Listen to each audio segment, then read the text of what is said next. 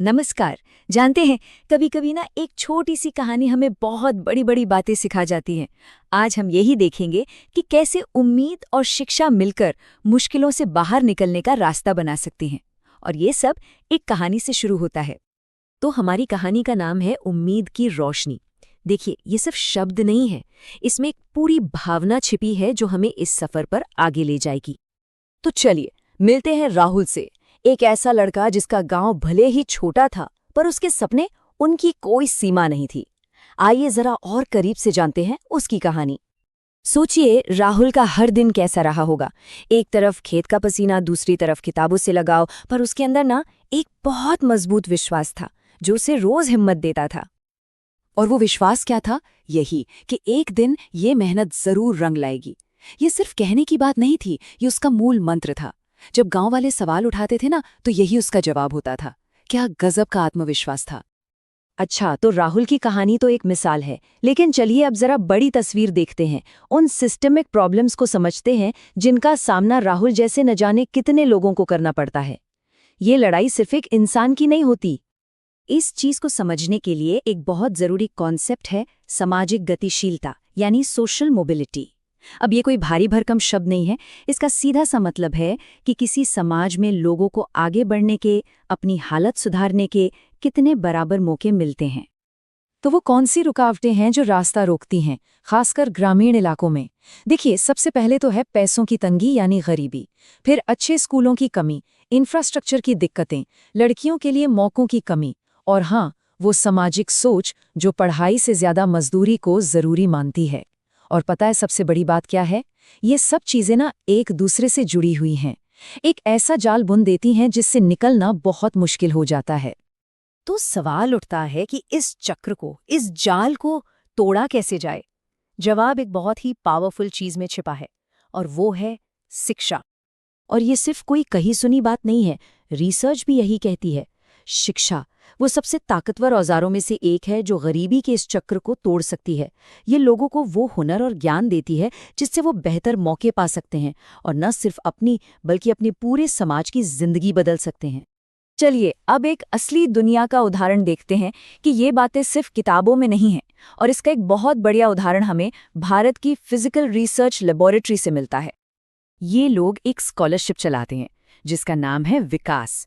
पूरा नाम है विक्रम साराभाई प्रोत्साहन योजना।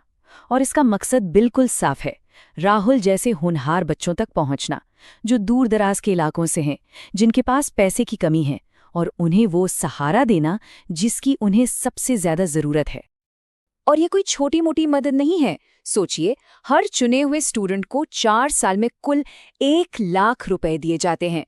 ये एक ऐसा इन्वेस्टमेंट है जो वाकई में जिंदगी बदल सकता है। और देखिए, ये पैसे कैसे दिए जाते हैं। 9वीं क्लास में 20,000, फिर 10वीं में 20,000, 11वीं में 30,000 अगर साइंस ली है, और 12वीं में फिर से 30,000। मतलब ये स्कॉलरशिप 4 बहुत ही क्रूशियल सालों तक लगातार साथ देती है। लेकिन विकास जैसी स्कॉलरशिप सिर्फ पैसे नहीं देती, ये एक और भी ज्यादा कीमती चीज देती है, और वो है उम्मीद। और यहीं से एक बड़ा सवाल खड़ा होता है, क्या तरक्की को हमेशा पैसों से ही तौलना चाहिए? चलिए प्रेमचंद की मशहूर कहानी ईदगाह को याद करते हैं। उसमें एक छोटा बच्चा है, हामिद। उसके पास मेले के लिए बस थोड़े से पैसे हैं, लेकिन वो अपने लिए मिठाई या खिलौने नहीं खरीदता। वो अपनी दादी के लिए चिमटा खरीदता है ताकि रोटी सेकते हुए उनके हाथ न जलें। ये हमें क्या सिखाता है? या फिर ओ हेनरी की कहानी द लास्ट लीफ को लीजिए। एक बूढ़ा आर्टिस्ट अपनी सबसे बेहतरीन कलाकृति बनाता है, दीवार पर एक पत्ता, और वो पेंट किया हुआ पत्ता एक बीमार लड़की के लिए जीने की वजह बन जाता है, उसे उम्मीद देता है। ये कहानियां हमें यही याद दिलाती हैं कि उम्मीद, दया और हिम्मत ये अपने आप में तरक्की के बहुत बड़े रूप हैं। ये वो दौलत है जिसे पैसों से नहीं खरीदा जा सकता। तो चलिए अब वापस अपनी कहानी के हीरो राहुल के पास लौटते हैं। देखते हैं कि उसकी मेहनत और उम्मीद का सफर कहाँ तक पहुंचा। तो हुआ ये कि राहुल ने अपनी पढ़ाई में जान लगा दी। वो दिन रात एक कर देता है, और आखिरकार उसकी मेहनत रंग लाती है। वो अपने गांव की प्रतियोगिता जीत जाता है। शहर में पढ़ने का उसका सपना अब हकीकत बन चुका था। ये सिर्फ उसकी जीत नहीं थी, ये उसकी लगन और उम्मीद की जीत थी। लेकिन कहानी का सबसे खूबसूरत मोड़ तो अब आता है। जब राहुल शहर के लिए निकल रहा था तो उसने सिर्फ अपने भविष्य के बारे में नहीं सोचा, उसने पीछे मुड़कर अपने गांव को देखा और खुद से एक वादा किया, मैं लौटूंगा और मैं अपने गांव को भी आगे बढ़ने में मदद करूंगा।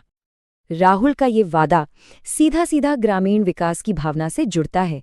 ये सिर्फ एक इमोशनल वादा नहीं है, बल्कि एक बहुत बड़ा सामाजिक और आर्थिक लक्ष्य है।